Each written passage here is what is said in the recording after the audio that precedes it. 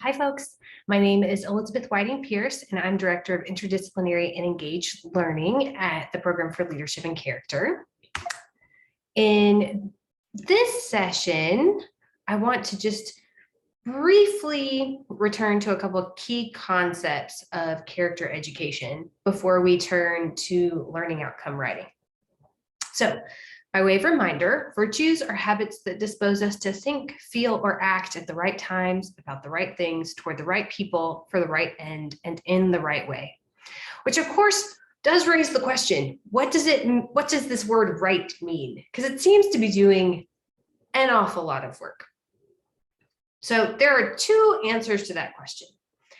A virtue can be right in the sense that it disposes us to understand accurately the world around us in all of its complexity and potential. So an intellectual virtue is a disposition that helps us relate well to reality. Helps if you have a little bit of realism somewhere in your way of understanding the world for this to make sense.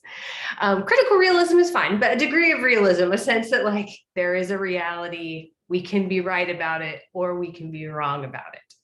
Okay, the other way that you can be right is that you can be in healthy and ethically sound relationships with other people. Now this still leaves a lot to be defined in terms of what does healthy mean, what does ethically sound mean, but much of that is contextual. It has something to do with shared expectations of trust,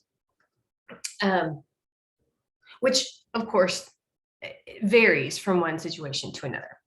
So those are the moral virtues, the dispositions that enable us to build healthy and ethically sound relationships with others. So a few examples of each kind of virtue. For moral virtues, we have compassion, fairness, courage, honesty. For intellectual virtues, we have intellectual humility, the willingness to recognize the extent and the limits of my own knowledge, curiosity, creativity, and so forth.